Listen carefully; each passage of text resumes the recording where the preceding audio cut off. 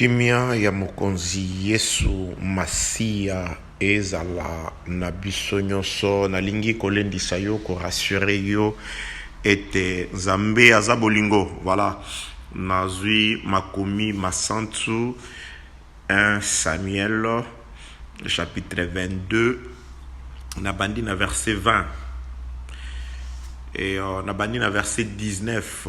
Premier livre de Samuel chapitre 22 verset 19, il est écrit: Saoul frappa encore du tranchant de l'épée noble ville sacerdotale, hommes et femmes, enfants et nourrissons, bœufs, ânes et brebis tombèrent sous les tranchants de l'épée. Un fils d'Achimelech, fils d'Achitub, échappa.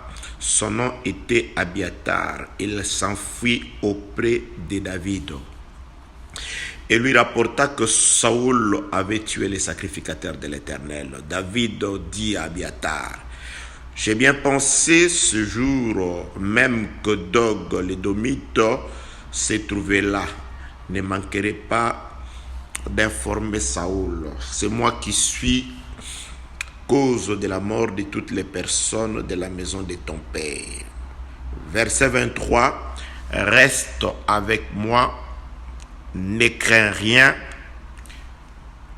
car celui qui cherche ma vie cherche la tienne. Près de moi, tu seras bien gardé. Je reprends le verset 23. Reste avec moi, tikala nangai, ne crains rien, kobangate, car celui qui cherche ma vie cherche la tienne. Oya luki bomo inanga aluki ayo. Pene nanga okozala na ebomba melo malamu to ko bomba malamu. Na pamboli Nzambe na lingi to kabola likanisi ya Nzambe na passage ya écriture awa ezali bongo. David tango abomi Goliath, basi bayembi. David abomi bato 10,000, Saoul abomi bato 1,000. Eloko oyo epesi kanda, ematisi kanda, ematisi zuwa na motema ya mokonzi Saoul. Alobi boni bakoyemba atako yende moto abomi Goliath. Bapesi ye bato 10,000, nga bapesi nga bato 1,000. Uta mokolo wana Saoul akomaki na koina ya David, pa komaki koluka koboma David. Achaki mitambo ndenge na ndenge pona koboma David, kasi David abandaki toujours ko s'échapper pour la simple raison que mafuta ya nkolo ezalaki na moto ya David. Nzambe atindaki mosali na ye kokendo kopakola David, palobaki na David ete na sali yo mokonzi oyo Nzambe alobi likolo na bomoi na moto ekokokisama. Atako bato bakocha mitambo, atako bato bakokana, atako bato bakoloba. Soki mafuta ya Nzambe, l'onction de Dieu est sur la tête de quelqu'un, quelles que soient les embûches, quel que soit ce que les hommes peuvent dire, quelles que soient les conspirations, Dieu reste pour vrai et sa parole finit par s'accomplir. Et lorsque Dieu a parlé à David que tu seras roi, sa parole a été accompagnée de l'action de l'huile sur sa tête. Et le lopé, bilaka Nzambe, il faut ezala accompagné de l'huile sur la tête. L'huile d'onction onazoloba ezama futa oyo bazako pakola bato na lisanga ya mombongo o bazako benga église te, mais mafuta ezali ndenge makomeza kolobeto. Pour vous, l'onction que vous avez reçue vous enseigne toutes choses. Donc, l'onction de Dieu, l'onction de Dieu, molimo santu. Et molimo santu na kati na bomo ya mwana na Nzambe, yaka kaka pona kotinda biso to prophétiser te, yaka kaka pona kotinda biso to tutuka te, tokoki ko prophétiser. Tokoki pe koloba minoko ya sika, tokoki pe kosala bikamwa, me molimo mosantu eyaka kobatisa lisusu na likolo ya koloba minoko ya sika, na likolo ya koprofetize, na likolo ya kotalisa makabo na molimo, eyaka mingi kokamba biso na nzela ya liloba po ete nkolo alakisi ete tango mafuta ekoya likolo na moto na bino, c'est-à-dire molimo na tata molimo mosantu na kotinda ekokamba bino na solo. yango nde ekozwa maloba na ngambo na nga pe kopesa pai na bino. Donc oyo aza na molimo mosantu eloko ya liboso atambolaka kolandisama liloba na nzambe, atambolaka na botosi ya liloba na nzambe. David na molimo na nzambe na mafuta na nkolo elaka na nkolo elobaki ete okokoma mokonzi quel que soit oyo Saul akokaki kobongisa eloko moko te ekokaki kotouche, parce que Bible elobi ete si Dieu est pour nous, qui sera contre nous? C'est-à-dire nzambe soki aza elongo na biso moto akokoki eloko contre biso azali te, parce que Dieu est lumière, le diable aza ténèbres. Donc soki lumière eza kati na esika ténèbres kopusana te. Donc la lumière a pour objectif de dissiper ya kobengana molili. Donc elongo na nzambe ya solo tokosala bikamwa parce que tokozala mpole oyo nyonso ya milili ekolongwa, singa ya milili ekokatana, mabongesi ya milili ekobeba, ba projet nyonso ya milili to ya satana ekozala na bokoki na makoki te, po ete biso tokozala na se na mpole na se na lumière oyo eza na makoki na bokonzi likolo na molili, po ete tango lumière eyaka eloko ya liboso esalaka ekabolaka ememi bana ya mpole etiki pe bana ya molili. Liloba na nzambe pe tango yaka na kati na motema ekabolaka elongoli makambo ya mabe ekaboli yango na makambo ya malamu. Donc moto akomi kotala ete oyo eza mabe oyo eza malamu, tika ete na nzela na molimo mosantu na leka na kolanda malamu, tika ete kimia na nkolo Yesu Masiya ezala na biso. Alors David na kokimaka wana aye kokoma ayoki nzala, alors ete tika na kende kotala banganga nzambe ake esika sanduku na mobeko ezalaki, akomi epai na banganga nzambe wana nazana mokanda ya 1er Samuel, maintenant le chapitre 21. Au total, il y a chapitre 22, on a tout dans le chapitre 21. Chapitre 21, des alliés, effet à conséquence, il y a commis na souka.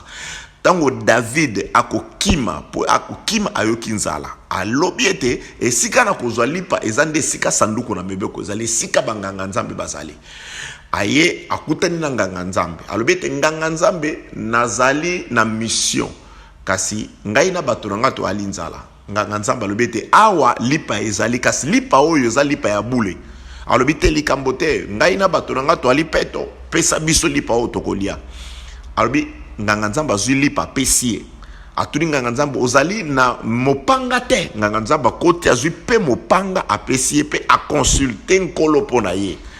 David ayebaki ete soki naza na nzala esika na kokuta na lipa ezali nde na kati na ndako na tata yango pe nazolobi ete Jésus-Christ alobi ete voici le véritable pain que mon père vous donne du ciel. Donc lipa ya solo bakutaka yango nde esika liloba na nzambe ezali nde na ndako na nzambe. Ndako na nzambe eza esika oyo moto oyo nzala ayaka kokuta na lipa. Ndako na nzambe eza esika oyo moto oyo aza na posa ya mai ayaka nde kozwa mapa. Donc toyaka na ndako na kozwa mai ya komela na ndako na nzambe nde esika tokutanaka na lipa na ndako na nzambe pe esika oyo tokutanaka na mai ya komela. Yango na David ayebi esika oyo ya solo oyo lipe kozanga te po nzambe alobaki ete na esika sanduku na mibeko ezali mapa ekozalaka bongo mikolo 6 7e jour bolie yango bo remplacer. Donc eza esika oyo lipe kozanga te c'était dans le temple. Donc quelle que soit l'heure, quel que soit le jour, mapa ezalaka kaka yango na lipa ya solo ezali liloba na nzambe. Église eza esika liloba na nzambe ezali. Église eza esika oyo bato bayaka nanu koka liloba na nzambe. Que la paix, la grâce et la miséricorde de Dieu soient avec vous. David azwi lipa akutani pe na mopanga. Donc lipa esika ezali esika mopango ezali. Donc véritable combat spirituel ezalaka esika liloba na nzambe ezali. Soki liloba na nzambe ezate combat spirituel pesate parce que esika David azwi lipa esika pende azwi mopanga. Donc liloba na nzambe nde yango pesaka biso makasi poto bunda. Pote moto aza na nzala ko bunda malamu te. Moto aza na nzala koti ko bunda te. Yango na to linga mingi liloba na nzambe pote bibundeli na biso zande na kati na liloba na nzambe. Moto ya ko bunda pe ko longe zali moto oyo alati bibundeli oyo zande liloba na nzambe. Boyebi ya liloba na nzambe, botosi ya liloba na nzambe, yango nde bibundeli oyo tozana ngona etumba contre misala ya molili. Yango na ndeko Paul azolobete même si nous marchons dans la chair, nous ne combattons pas selon la chair, car les armes avec lesquelles nous combattons sont d'abord spirituelles. elles sont puissantes par la vertu de Dieu. Donc, bitumba, bibundeli, otozanango, ezande spirituel. Or, ce qui est spirituel, c'est ce qui est divin. Ezande ya bonzambe. Pour te charner les ya mokili. Donc, bibundeli na biso, eza kolandisa ma posa na biso te, eza kolandisa ma maele ya bato te, mais eza kolandisa ma lilo bananzambe. David akutani na lipa, esika lipa eza, esika mopanga eza, esika liloba ezali, esika nde bakasi ya bitumba ezali. Liloba na nzambe yango nde mopanga na etumba. La parole de Dieu, c'est ça le paix. Donc qui n'a pas la parole ne peut pas combattre. Ata olobi na ki kobunda, okoko bunda te, okoko mibundisa yo moko, parce que bitumba elonga nde na kolo Yesu Masia, kolo nde liloba. Tolinga liloba nde na kati na liloba tokoza bibundeli pe tokoza la bongo balongi. Toza plus que vainqueur par Jésus. Na kati na Yesu. Yesu nde liloba. Bakoyebe te toali ya Yesu tango toto si liloba. Bakoyebe te toali kobundela Yesu tango toali ko utiliser liloba poto bunda. Donc toko bunda te na ba posa na biso, toko bunda te na ba humeur na biso, toko bunda te na réflexion ya mokili, mais tozali ko bunda avec des armes qui sont spirituelles, c'est-à-dire des armes de l'esprit. Or l'esprit c'est la parole. L'esprit c'est la pensée de Dieu. Pour les paroles que je vous ai dites sont esprit. Que la paix, la grâce et la miséricorde de Dieu soient avec vous au nom de Jésus-Christ. David tango azui pa azui mopanga ba consulter pour nae nkolo David akei. Tango David akei moto moko azala ki wana akeko pesa songi pa ya roi. Lobi roi moto yozo luka alekaki pa na banganga nzambe ba consulter nzambe pour nae ba pesi lipa pe ba pesi mopanga. Tango roi ayoki boye roi Saul abengi banganga nzambe. Alekisi banganga nzambe atuni bango bosali boye poni nganga nzambe lobi ngana yebaki na ngate kasi Saul atindi bato nae babomi banganga nzambe bazalaki wana bake na ville oyo epesa malaki ya banganga nzambe babomi banganga nzambe nyos kaka mwana moko Abiatar yenda bimi akimi do banganga nzambe balobi na mboka wana babomi mwasi mobali bato nyos kaka rescapé moko. Yango na ko exhorter yo tango rescapé oyo akimi akanisi na kimi liwa eye liwe za ko beta malade za ko beta ba problème za ko beta nzale za ko beta mikaka tano pona ya kimi liwa pona yo je ne sais pas le problème. Je ne sais pas ce qui te tourmente. Je ne sais pas ce qui te fracasse, ce qui te tracasse. Je ne sais pas ce qui te rend vraiment mal à l'aise. Mais lui, il a quand même fui. Son problème, son cas, c'était un cas de mort. Le paix était en train de pouvoir exterminer. Et ce qui pétait balubi, moisi, mokolo, naba bébé, nabana, tous périr du tranchat de le paix, ya Saoul. Équipé, liwa équipé. Équipé mototé, problème équipé mototé, difficulté qui pas mototé, ozala mokolo, ozala mwana muki, ozala mwasi, ozala mobali, ozala mwana, équipé te. Kasi ye azui ngolo ya kokima. Tango abimi na ville, akore pe kokanisa lobi te, awa na kima wapi, na luka tata mwasi, na kima wapi, na luka baninga, aresu na lobi te. Yambo na epeya, ezana moto moko ayaki na temple, tango moto na yaki na ndako, moto wana bimaki na lipa, moto wana bimaki pe na mopanga. Donc mono Abiatar tanga zo kima alobi nani ayaki na temple yi kobima na ye liwe koti eza David. Donc David nde kobima akeina bonganga nzambe po David tango azokende akeina lipa parce que ba sacrificateur ba pesa ki lipa ba pesi mopanga pe ba consulter ba lakisi à venir. Donc David abimi mwana kanisa lobite moto azana lipa moto azana mopanga yende na zolanda mono ya sosoliete na kolanda pamba te na kolanda po azana nokote na kolanda po eza église ya famille te na kolanda po na mesani te na mesani déjà na kendaka kuna tokoli kuna tobotani kuna ba parents bazalaka kuna baninga bakenda kuna eza mouvement kuna il y a des cultes en français, c'est l'église francophone, c'est l'église anglophone. Nos pasteurs ce sont de personnes respectables et respectueux et ils sont conseillers des présidents, ils nakokende kotala apparence wanate parce que Dieu n'est pas dans les apparences. Alobi na Samuel. Alobi vous les hommes vous regardez à ceux qui frappent aux yeux. Vous considérez l'extérieur. Voilà les caractéristiques d'un homme. Atalaka libanda. Mais nganzambe na talaka motema, la disposition du cœur. Or, le cœur, c'est par rapport au trésor. Et si ka trésor est ça, David nde abimaki na trésor, azoki mapa, yaba sacrificateur, azoki mopanga ezalaki wana. David a le pain, il a le pain. Azali akoki ko lesa yo, akoki pe ko protéger. Donc, les pains, c'est pour nourrir, et les paix, c'est pour la guerre, c'est pour protéger. Moi, non, l'obité, je fuis le paix. Nazoki ma épée. Lokola bango bazoya na épée, nga pena kendo ko luka moto za na épée parce que balobi Saoul na batune va faire périr les gens du tranchant de l'épée. Donc cet enfant a fui l'épée vers le paix. Ozoki ma liwa. Ozoki ma mopanga ya mokili. Ozoki ma maladie, ozokende wapi, c'est ça le problème. Tu te confies à qui? À qui confies-tu ta vie? Bomo inozo pesa pa ya nani? Vina yozo kabangwe pa ya nani? Moi non ya comprendre le bête awa mopanga zo beta. Kasi nani zana mopanga qui peut me protéger? Il pouvait penser à quelqu'un d'autre. Il pouvait penser même à quelqu'un, à Jonathan. À comprendre habiter mutonga na yebia kenana mopanga za David. Ne peut combattre le paix que le paix parce que balobi c'est lui qui tue par l'épée périt aussi par le paix.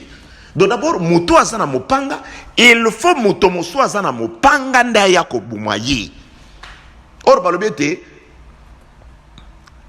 azaki na mopanga na monoko na ye. Donc azaki na mopanga na monoko na ye. Moto azana mopanga na monoko na zaka nkolo Yesu Masia. Jésus-Christ c'est le seul qui fera périr celui qui est en train de faire périr aujourd'hui avec le paix. Il y a une attaque on a désert à l'accès qui sort monsieur ya épée. Monguna bandaki ko tenter na épée. Alors il est écrit, abimisi épée de la parole. Jésus-Christ n'est pas épée na il est aussi écrit. Yango balobakete etumba ya mopanga babunda yango na mopanga. Mwana oya biatara sosolete awa moto ana mopanga za David. Na kolanda David parce que na mona kindenge papa nangai aza ko pesa ye lipa aza ko pesa pe mopanga nakei tango na kozana nzala lipa o ya liaki akopesa ngai tango na kozala na posa na ba ennemi ba kwatakinga yende moto ana mopanga pote mopanga nde pesa kabilei pote mopanga nde batelaka. Abiatar a raisonné le bité. Je m'en vais vers David. A qui mi kolanda David? Et à combien pas David? David a le binaye était Abiatar. Reste avec moi. Ah voilà. Ce qui oye pas inankolo et non quoi liboso. Koyakate nkolo bundelanga ya liboso reste avec moi. Tikala nanga, zala nanga. Bien-aimé tozoya nankolo na liloba. Le seul oyazana lipa, oyazana mopanga. Tozoya painaye po toya kakate parce qu'il y a des gens qui vont jusqu'à Dieu, juste à Dieu. Tant ça n'a pas de problème. Tant ça n'a pas de difficulté. Seigneur Jésus, azokota. Ce qui est résolu, c'est fini. Il s'en va. Alors reste. Alors viens. Alors reste auprès de moi. Là, je suis dans le premier livre de Samuel, chapitre 22, le verset aussi 23. Reste avec Zala Tikalananga. Kangama na Yesu. Zala serré, cimenté avec le Seigneur. Parce que c'est lui qui peut te protéger. Il est le seul porteur de la paix. C'est celui qui peut te nourrir parce qu'il est le seul qui a avec lui le pain des propositions. Mapa ya semaine mobimba. Yé moutazanango. David nde moutazanango. Donc à part mapo David allait moutoumusot dans la mapate. Parce que bateau babano sala mapa basi babomi bango. David nde atikali na lipa. David nda kimi na mapa, David nda kimi na mopanga parce que toute la ville sacerdotale a été exterminée. David a na mopanga parce que etumbeze ya mopanga. C'est azoko kima moto mopanga pa moto mopanga. Ozoko kima diable et pas ya moto oya zana makoki ya kobomaye, moto zana makoki ya kolonga ye. Yesu, et il n'y a que le Seigneur qui a détruit la mort. Il n'y a que Jésus-Christ qui a vaincu la mort. Mais reste avec David. Alors reste avec moi. Ne crains rien. Ah voilà. Kobanga te. Nazolo bana oyo aponi Yesu lokola mokonzi. Oyo aponi Yesu lokola refuge. Oyo asosolete Yesu ndazana lipa. Yesu ndazana mopanga. Kobanga te tikala. Eya butu tikala. Ozanga tikala. Zala pembeni na ye. Parce que lipa eza. Mopanga eza. Akobundela yo. Akolesa yo. akobatela yo, akonourrir yo, parce que il a le pain, il a le paix. Yende mutu azana vision ensemble, parce qu'on a consulté l'Éternel pour lui avant que les sacrificateurs ne meurent. Lelo oyo avant que Yesu akufa na nzoto. Yesu sakufi na nzoto. Molimo mo santo Yesu na nzela ya molimo mo santo azana lipa, pe azana mopanga yenda kobatela. Yende kimelo na biso. Yende refuge na biso. Totikala reste avec moi. Ne crains rien. Jésus-Christ ma vie na banga ni na banga na banga pona ni na banga te. Parce que yende muto ana mopanga na bandeli, yende muto ana lipa. Il ne laisse jamais le juste mourir de faim. Aopesa nga ya molimo pe na nzoto na ne likia akopesa. Atako ko umela na kozela akopesa parce que azana ngo. Akobatela nga parce que azana mopanga. Jésus-Christ il a ça. Le pain il en a. Le pain il en a. Nazana elikia yemoko d'ailleurs lipa. Ya molimo pe ya nzoto. Etumba ya molimo pe ya nzoto. Contre Benimi, ya molimo pe ya nzoto. Sécurité auprès de Jésus. Reste avec moi. Ne crains rien. Car celui qui cherche ma vie cherche la tienne. Oh, c'est-à-dire, moto azoluka, Yesu masia azoluka. C'est-à-dire, nani oya ko s'attaquer na Yesu. Nani oya ko koka Yesu. Nani oya ko longa Yesu. Donc, ceux qui va kokete, c'est que va kokangate. Ceux qui va ko monete, c'est que va monangate.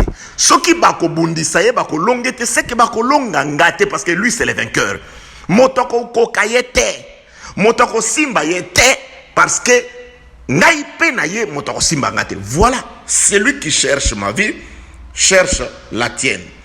Près de moi, tu seras bien gardé. Tala rôle ya mopanga. Près de David. Alors bi ezana esika ya sécurité koleka pene na ngai te. Yangwana naza ko exhorter yo, le temps peut être difficile. Le temps peut être compliqué. Reste auprès du Seigneur. Tu seras très bien gardé. Jésus-Christ, c'est lui qui a le pain, parce qu'il est le véritable pain que Dieu nous a donné. Jésus-Christ, c'est celui qui a le pain dans sa bouche, et son épée, c'est la parole. La parole, c'est ça l'arme par laquelle toza kobunda, pe toza balongi, toza l'assurance à kolonga. Tikete motema na yotungi sabate, ne crains rien. Tu as bien fait de suivre Jésus-Christ. Mais koya ozongate, koya kaka pona posa motema na yote, mais ya kapo ete otikala. Et na kotikalaka akobatela yo lelo akopeso bile pe na sima ya kokufa akobatela yo pa kobombo pona libela tikete kimia na nkolo Yesu Masia tikete lipamboli na nkolo Yesu Masia tikete bolingo na nkolo Yesu Masia tikete nyoso ya malamu oyo elakamaki pona Abraham oyo biso tozwi na nkolo Yesu Masia ezala likabona bino mokolo malamu mosala malamu lipamboli omboka na bino na kombo na Yesu Masia.